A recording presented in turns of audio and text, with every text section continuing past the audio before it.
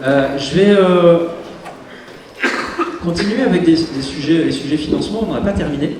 Mais là, on va plutôt parler de financement appliqué à l'industrie, plus spécifiquement. Je vais appeler, pour évoquer ces sujets, Nadia Génane de BPI-France et Bastien Spinella d'Altior.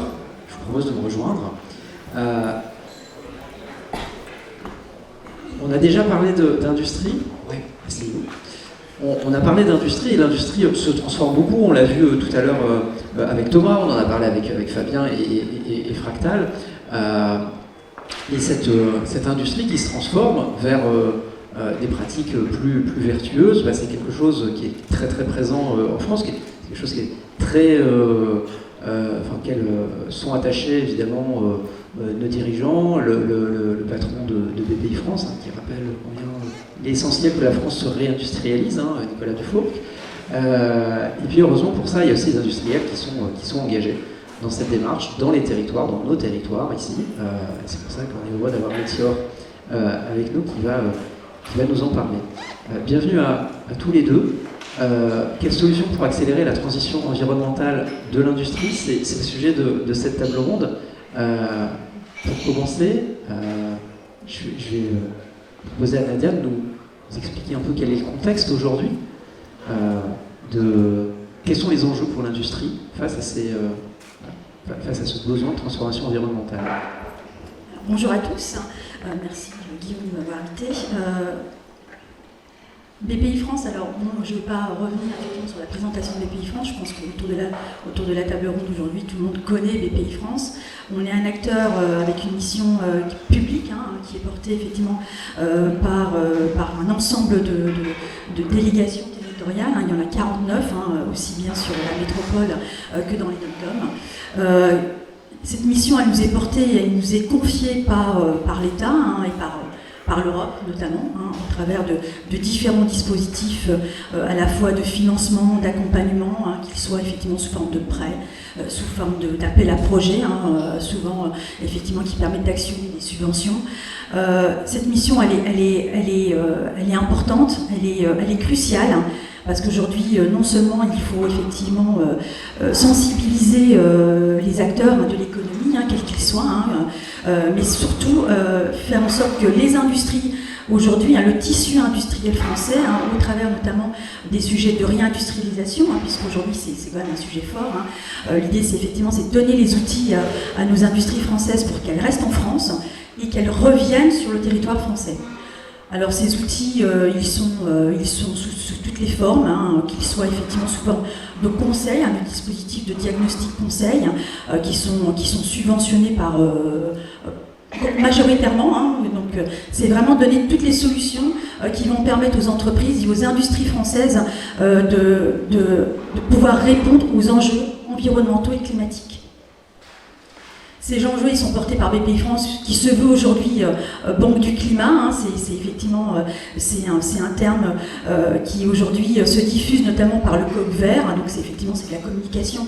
Mais aujourd'hui, ça permet effectivement de démontrer l'emblème que porte notre institution au travers de ce dispositif de porte-parole, avec effectivement, on va dire, une collaboration qui se fait de plus en plus certaine avec des industries, notamment Altior, qui est vraiment, on va dire, une des industries, on va dire, territoriales de la région, sur l'IoT, notamment avec une dimension, on va dire, climat. C'est vraiment bien, parce que vous inscrivez vraiment sur toute la chaîne climat de BPI France, et voilà, ça fait vraiment plaisir de pouvoir collaborer avec vous vraiment sur tous les sujets.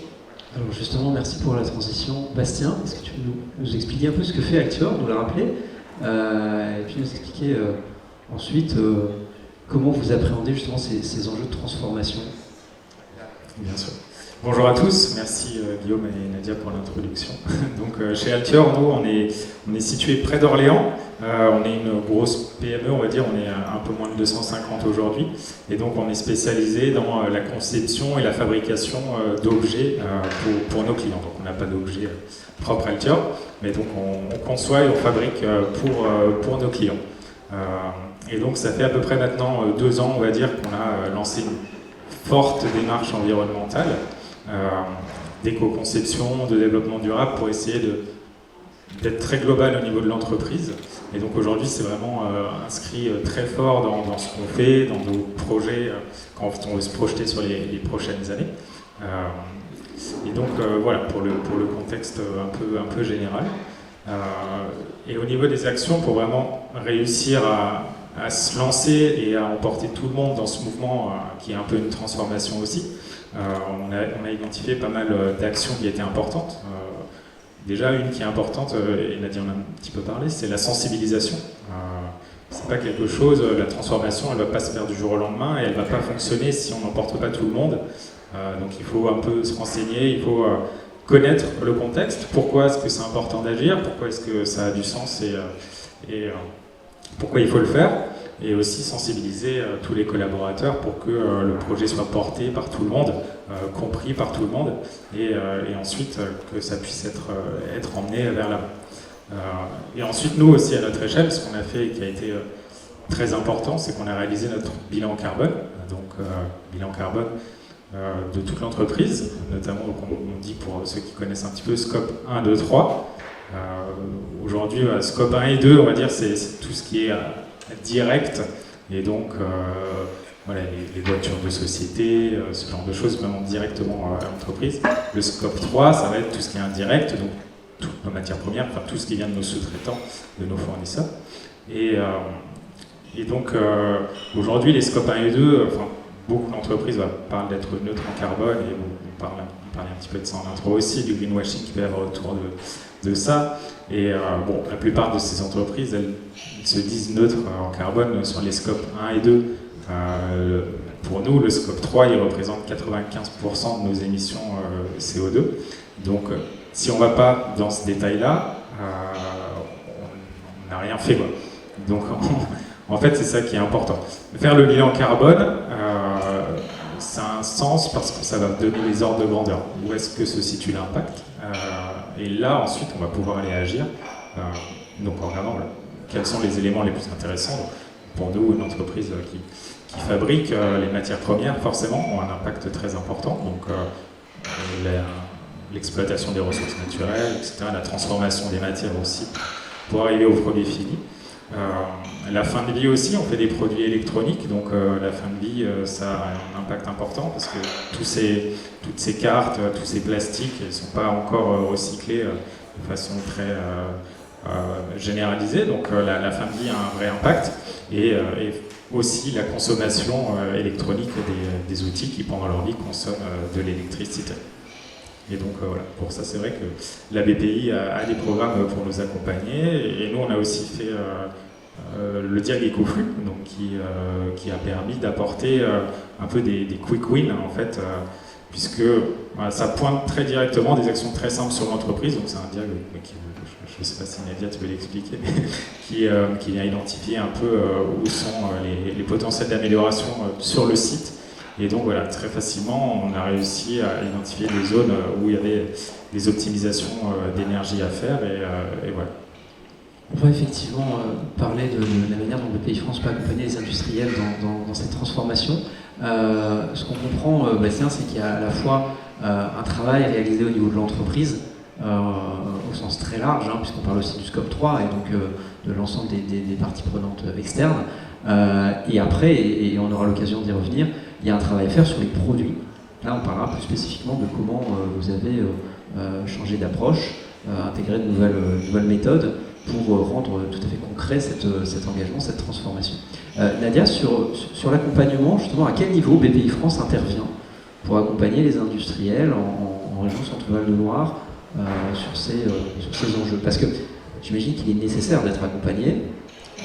C'est très important de soutenir ces volontés de transformation. Comment ça se traduit? Alors, il faut savoir déjà que tous les entrepreneurs, porteurs de projets, chefs de production, directeurs d'usine, sont tous sensibilisés, sont tous conscients de l'impact environnemental de leur production. BPI France n'est pas là en tant que donneur de leçons, c'est pas du tout ça.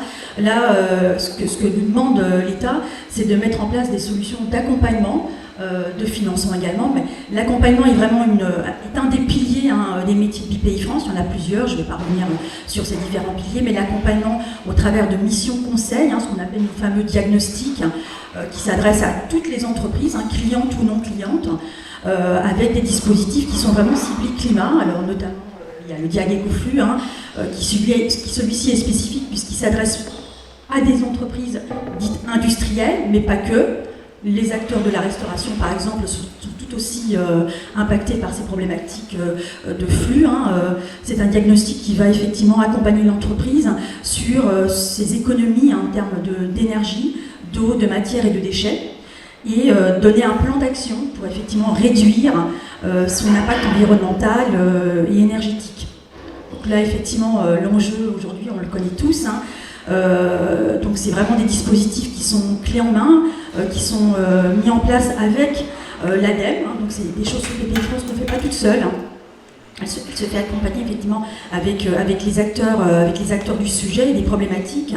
Il y a d'autres dispositifs d'accompagnement. Il y a effectivement le sujet effectivement bas carbone avec un dispositif qui va permettre effectivement de sensibiliser, d'accompagner les entreprises, qu'elles soient industrielles ou pas, parce que l'environnement ne touche pas que l'industrie, également tout type d'industrie, mais également les startups, sur les sujets de décarbonation, avec encore là aussi un partenariat fort avec l'ABC, l'association bas carbone. Et également, et là c'est un petit on va dire un petit focus sur l'impact, et je rebondis sur ce que disaient Hervé et Mohamed, sur l'impact sociétal et environnemental des entreprises, quelles qu'elles soient encore une fois, puisque là on s'adresse à tout le monde. C'est comment intégrer effectivement cette vision environnementale et sociétale dans le lancement d'un produit ou d'un nouveau service, en l'intégrant de manière très ciblée dans sa vision effectivement RH, mais également dans sa vision, dans son modèle économique. Donc il y a vraiment effectivement une série de dispositifs qui vont essayer de répondre au mieux aux problématiques que chaque entreprise, chaque industrie rencontre à l'instant et qu'elle va rencontrer dans les mois à venir. Alors justement, si on s'intéresse de plus près aux produits, tu as expliqué, Bastien, que vous faites des produits pour vos clients. Ce ne sont pas les produits Altior, vous êtes là pour rendre possible l'émergence de nouveaux produits, notamment des produits connectés. Est-ce que tu peux donner des exemples qui s'appliquent pleinement, qui rejoignent justement cette volonté initiée il y a 2 ans de prendre une trajectoire vertueuse et j'imagine aussi Made in France, local, etc. Oui, complètement. Ouais. Alors, c'est vrai que l'éco-conception, c'est un mot on entend beaucoup parler aussi maintenant, qui peut être mis à toutes les sauces. Donc voilà, on veut faire de l'éco-conception, on essaye d'en faire un maximum. Et là, pareil, pour le faire au niveau du produit, j'ai parlé du bilan carbone global de l'entreprise. Pour le faire au niveau du produit, on utilise un outil qui s'appelle l'ACV, donc l'analyse de cycle de vie, où là, pour le coup, on va regarder le bilan carbone spécifique au produit. D'ailleurs, pas que le bilan carbone, on peut regarder plein d'impacts, notamment, on parlait un petit peu avant avec les batteries, de la consommation de ressources, que ce soit fossiles ou minérales, métaux, avec tout ce qui est électronique aussi. Donc on peut regarder plein d'indicateurs, l'impact sur l'eau, sur l'air, et donc le bilan carbone forcément qui est un de ceux prioritaires, on va dire. Donc ça voilà, c'est une des bases quand on se lance dans l'éco-conception. On fait ça, comme ça on voit à peu près notre produit, où est-ce qu'on doit agir, où est-ce qu'il n'est pas forcément non plus nécessaire d'agir en priorité, ou du moins de dépenser trop d'énergie dans un premier temps. Là, il vaut mieux mettre la force là où on peut avoir le levier le plus important. Donc voilà, et ensuite, le reste de l'éco-conception, pour nous, ça va aussi être beaucoup intégrer des matières recyclées. Donc tout ce qui est plastique, on a développé depuis quelques années maintenant une boucle de recyclage en France, donc qu'on gère avec nos partenaires. Donc on récupère des produits fin de vie, donc des pièces qui ont été utilisées par des personnes, donc qui sont renvoyées. Donc on récupère toute la partie plastique et on va la recycler et la régénérer en matière plastique pour la réutiliser dans les nouveaux produits qu'on va fabriquer. Et ça c'est hyper important parce que d'une part c'est un process qui a un impact carbone beaucoup plus faible que extraire du pétrole, le transformer en granulés de plastique. Donc rien que l'impact est plus faible. Et aussi, on va limiter la consommation de ressources fossiles. Et pour nous, voilà, depuis le début de l'année, on est à peu près sur le volume total de plastique qu'on consomme. 80%, c'est issu de matières recyclées. Donc ça, c'est un vrai enjeu. Et un autre enjeu qui est hyper important, c'est la fin de vie. Donc aujourd'hui, voilà, on accompagne nos clients, c'est pas nous qui faisons le business model pour eux, comment va être vendu leur produit ou pas. Mais notre rôle aujourd'hui, et on s'efforce de le faire de plus en plus, c'est dès les premières étapes leur dire est-ce que vous avez pensé à la fin de vie de votre produit. Alors des fois ça paraît très loin parce qu'il n'est pas encore conçu, mais non, en fait c'est une étape primordiale parce que si à la fin on arrive à récupérer ce produit, à le réparer, à le remettre en état, eh ben, on aura un produit qui sera aussi bon qu'un neuf, mais avec un impact largement réduit. Et ça, si on ne l'a pas intégré dès la conception, pour que ça soit démontable, réparable, ça marche moins bien, on va dire, à la fin. Et effectivement, le Made in France, donc, chez Altior, on a 2 unités de production. On a une unité propre qui est basée à Shanghai, donc c'est une usine Altior qui nous appartient et qui est donc basée en Chine à Shanghai. Et on a aussi une unité qu'on développe maintenant à Orléans, donc avec des personnes qui ont été recrutées spécifiquement pour développer cette unité-là. Et en fait, les deux, on peut avoir des synergies justement. Il n'y a pas non plus, il y a des produits encore forcément sur l'électronique où le Made in France, c'est pas possible tout simplement en fait, parce qu'on peut faire du Made in France sur revenu plastique, je disais plein de choses. L'électronique aujourd'hui, si on veut faire du vrai Made in France, ça n'existera pas, ou très peu, parce que tout est encore fabriqué en Chine. Donc il y a des produits pour lesquels ça s'applique, des produits pour lesquels ça ne s'applique pas. Mais fabriquer un produit en Chine à une certaine échelle, le distribuer en France et réussir à mettre en place une boucle locale où on le récupère, on le répare en France pour le remettre sur le marché, c'est aussi quelque chose qui a du sens et qui permet de faire des vraies économies derrière dans la transition. Est-ce qu'il y a des questions? Oui? Le micro arrive.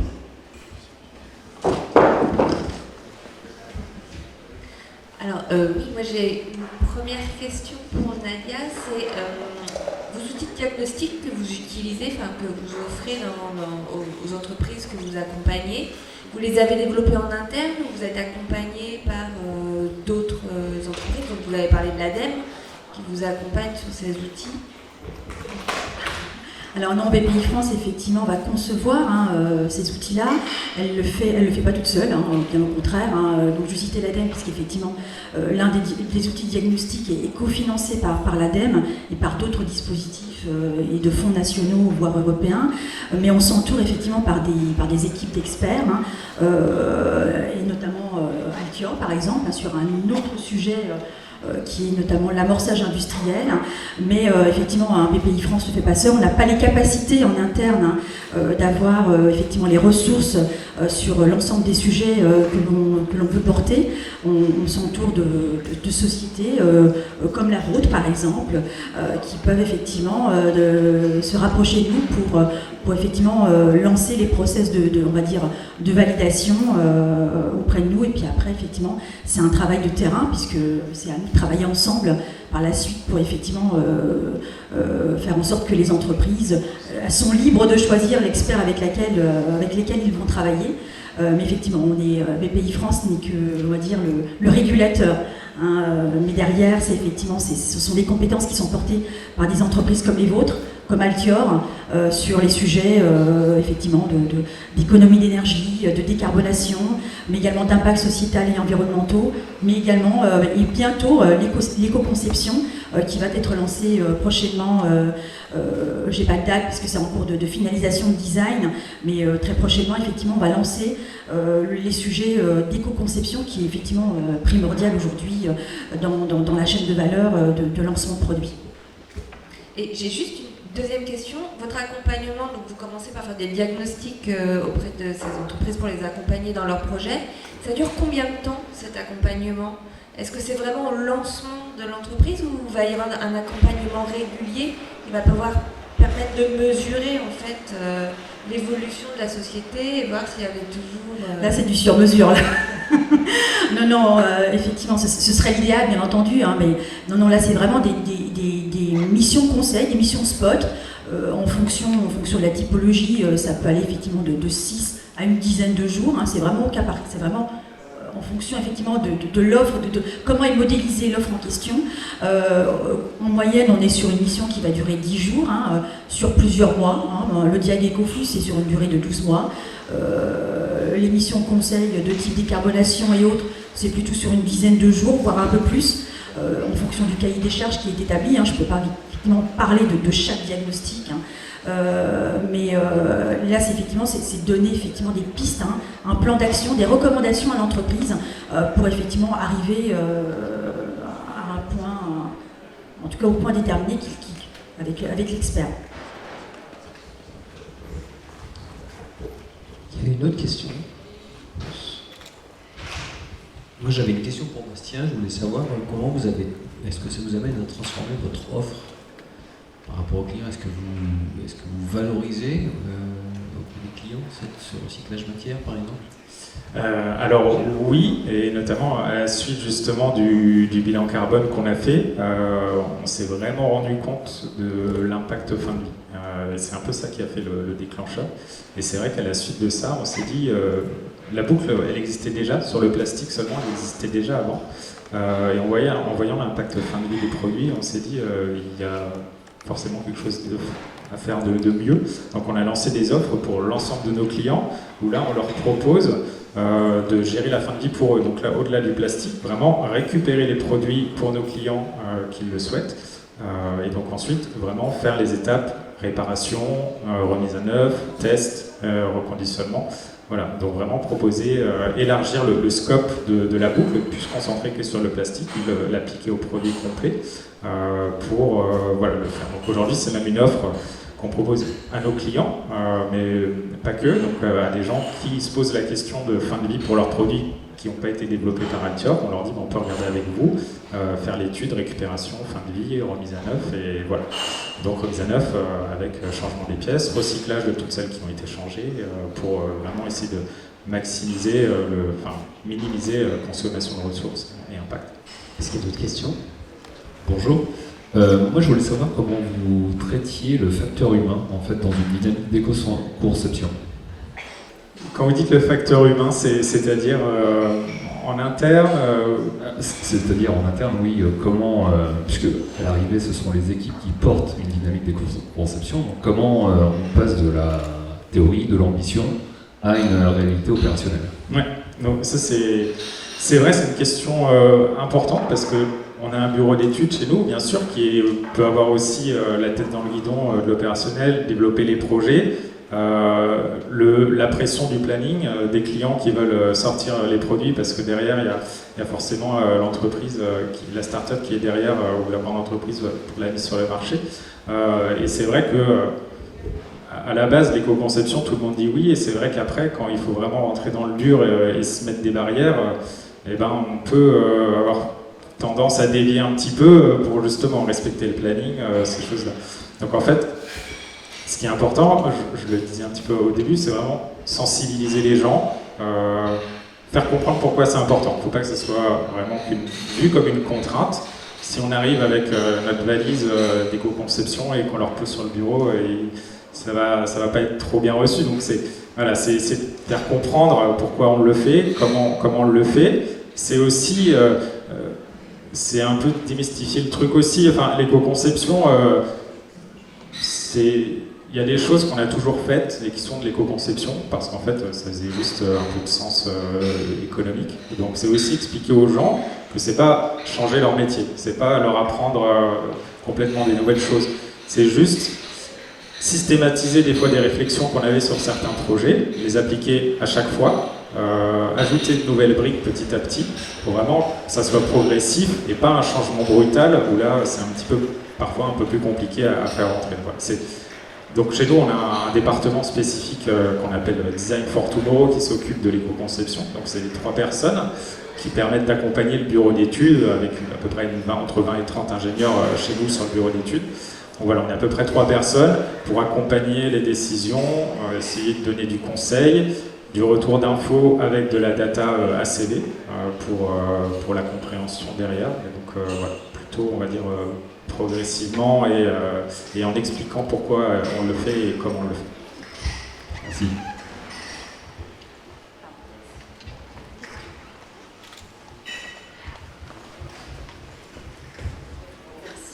Est-ce que vous avez dû changer de business model finalement en faisant votre conception de produit parce que souvent quand finalement on prend en charge la fin de vie, qui est aussi un gros pan on va dire de l'impact environnemental d'un produit, il y a certaines entreprises qui se proposent de prendre en charge justement cette fin de vie sous la forme d'un service, et là on va peut-être rejoindre l'économie de la fonctionnalité qu'on va, je crois, discuter tout à l'heure.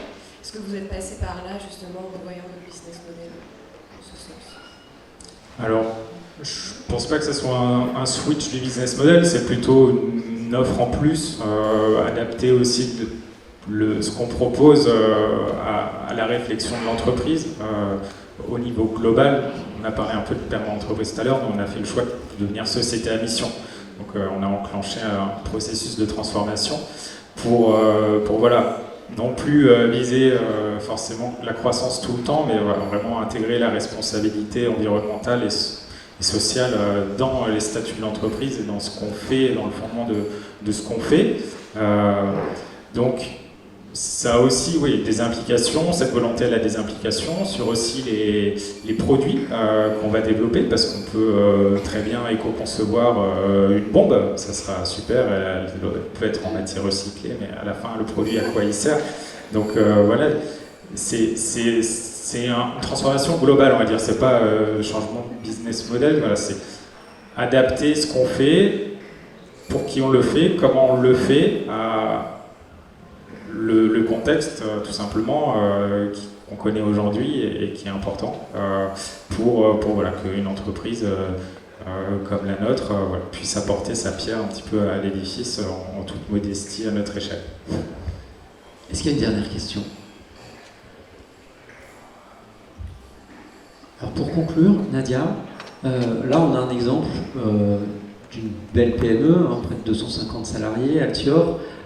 Pour autant, la transformation environnementale de l'industrie, ça concerne tous les niveaux. Est-ce qu'il faut forcément être une PME de 250 pour y parvenir et bénéficier d'accompagnement, ou est-ce que ça marche aussi pour eux ? Non, comme je pense l'avoir précisé tout à l'heure, on accompagne, BPI France accompagne tout type d'entreprise, avec tout le continuum de financement et d'accompagnement. On intervient même parfois au cas par cas en mode anté-création, notamment sur les aspects un peu plus d'innovation de rupture, avec les projets notamment qui aboutissent comme les projets comme Fractal au travers effectivement des projets, on va dire, plus classés Deep Tech.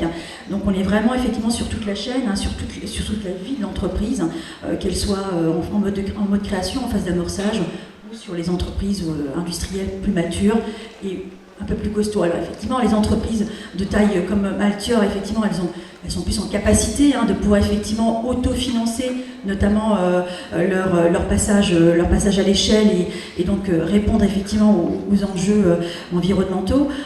Mais elles sont aussi là pour nous accompagner. Alors peut-être pas effectivement au travers des dispositifs de financement ou autres, mais notamment en tant qu'apporteurs de conseils, puisque là aussi ils sont experts pour le compte de BPI France, donc ils sont là effectivement pour accompagner les entreprises, mais elle doit également répondre à un cahier des charges précis que BPI met en place. Très clair. Merci à tous les deux pour votre témoignage. On peut les applaudir.